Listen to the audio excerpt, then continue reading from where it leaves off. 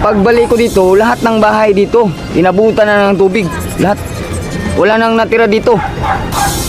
Ang tubig napakalaki na. Parang dagat ng tubig. Lahat ng bahay naanod na. Walang natira. Ito ang kalagayang iniwan ng Bagyong Tino sa Barangay Biasong, Talisay City sa Cebu.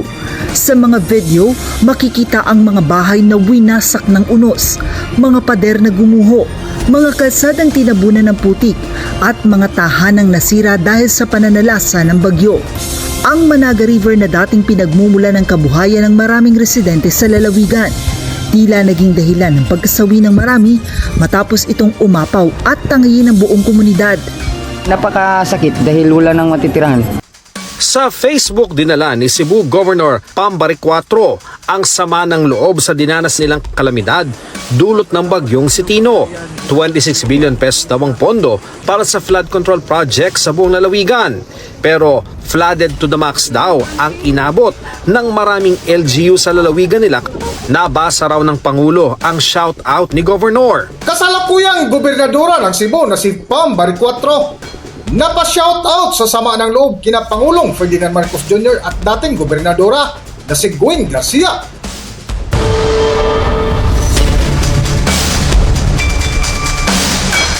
Welcome back to Kaakibat TV. Hindi pa man nakakabangon mula sa pagyanig ng magnitude 6.9 na lindol ang lalawigan ng Cebu na kumitil ng halos 100 katao. Ngayon ay dumating naman ang panibagong trahedya na kung saan humagupit ang Bagyong Tino na balitang nasa higit kumulang 120 na katao ang nasawi, na ang balita pa ay marami pa ang hinahanap sa ngayon na natangay sa matinding baha. Kung matatandaan, isa sa mga lugar na tinamaan ng matinding baha ay ang Barangay Bacayon Villa de Rio 1 na kung saan tinangay ang mga sasakyan, at sa Liloa naman ay lagpas tao na ang tubig na kung makikita mo ay nag-akyata na ang mga tao sa bubungan.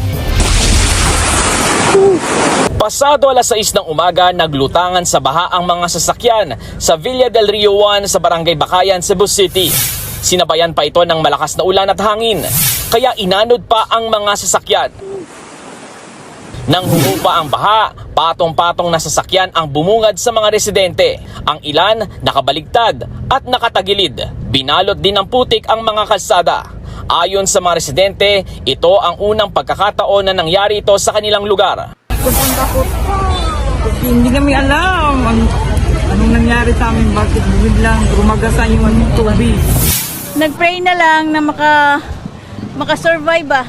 Kaya grabe yung akyat na mo sa pader, then para maka-akyat sa atop.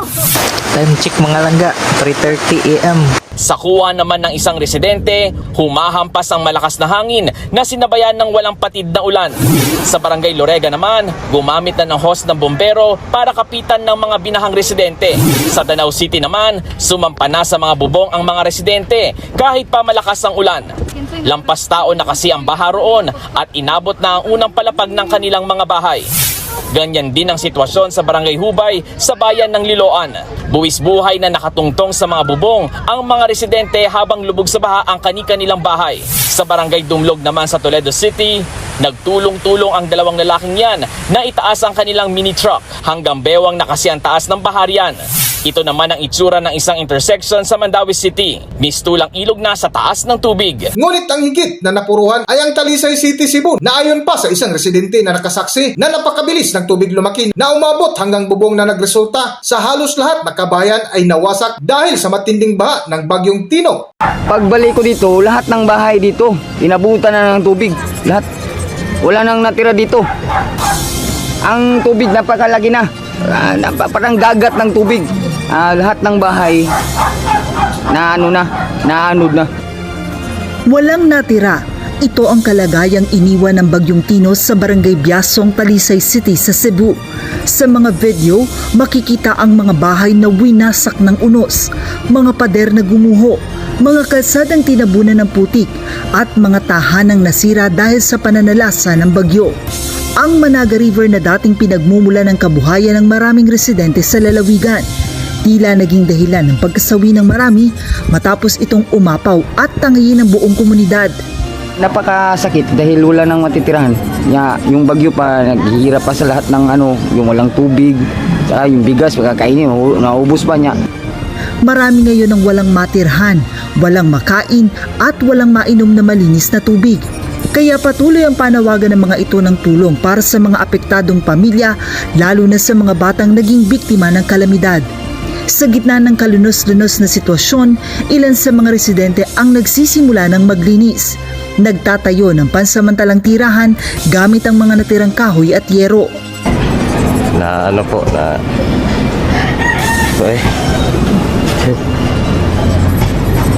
Nalungkot po. Kasi wala na yung may matirhan. Hindi pa nadala yung mga gamit namin, hindi namin nakuha. Wala pa, pati yung bigas namin, wala. Nadala din sa baha. Kasunod ng kalamidad, kabi-kabilang kwento ng pagkawala ang maririnig. Bukod sa mga nawalang bahay, ari-arian, kabuhayan at alaala, patuloy din ang assessment ng mga otoridad para matukoy ang bilang ng mga nasawi dahil sa bagyo, gayon din ang paghahanap sa ilan pang nawawala. Ayon sa mga opisyal, mahigit 400,000 ang kinailangang ilikas, habang nasa mahigit 70 na ang naitalang patay sa Cebu pa lamang dahil sa bagyong Tino. Nagdeklara na ng state of calamity ang pamahalaang panlalawigan para matiyak ang agarang tulong sa mga biktima. Medyo matagal-tagal pa po kasi kulang sa budget. Wala kami pang gastos. Pangkain lang, wala pa. Ang paghupa ng tubig ang naging hudyat sa mga residente na harapin ang mas mabigat na hamon, ang muling pagbangon matapos ang unos. Malapit sa ilog, ilang kalalakihan na ang nagsimulang magpako ng kahoy, maghalo ng simento at unti-unting bumuo ng mga pader na magiging haligi ng mga bahay na muling magsisilbing tahanan sa mga nakaligtas sa sakuna. Sa kawalan ng pera at pagkain, maraming pamilya pa rin ang umaasa sa tulong mula sa pamahalaan at mga taong may mabubuting kalooban na umabot sa mga tulad nilang biktima ng kalamidad. Samantala, tiniyak ng Department of Public Works and Highways o DPWH na ibibigay nila ang lahat ng kakailanganin ng Cebu upang makabangon mula sa pinsalang iniwan ng bagyong Tino. Matapos nga ang insidente ng matinding ba ay maraming naglabas ng hinanakit na maging ang kasalukuyang gobernadora ng Cebu City na si Pam Bariccuatro ay naglabas din ng sama ng loob sa nangyari na kung saan napatanong din ito kung saan napunta ang 26.7 billion pesos na budget sa flood control project sa Cebu na kung saan napashoutout pa ito sa kasalukuyang Pangulo na si Ferdinand Marcos Jr. at dating gobernadora na si Gwen Garcia. Para sa buong kwento, narito ating panoorin ang video. Naglabas ng sama ng loob ang gobernadora ng Cebu kasunod ng malawakang pagbaha roon. Sabi niya, binaha pa rin sila sa kabila ng 26 billion pesos na pondo sa flood control projects sa probinsya. Ang Malacanang, hinikayat ang gobernadora na magbigay ng impormasyon para matukoy ang mga dapat managot. Sa Facebook dinala ni Cebu Governor Pam Bariccuatro ang sama ng loob sa dinanas nilang kalamidad dulot ng bagyong si Tino. 26 billion pesos daw ang pondo para sa flood control project sa buong lalawigan. Pero flooded to the max daw ang inabot ng maraming LGU sa lalawigan nila. Nabasa raw ng Pangulo ang shout-out ni Governor. Yan po ang dahilan kung bakit po nagpapaimbestiga ang Pangulong Marcos Jr. dahil nakita niya po yung epekto, may mga budget na inilaan para dito pero parang hindi gumagana.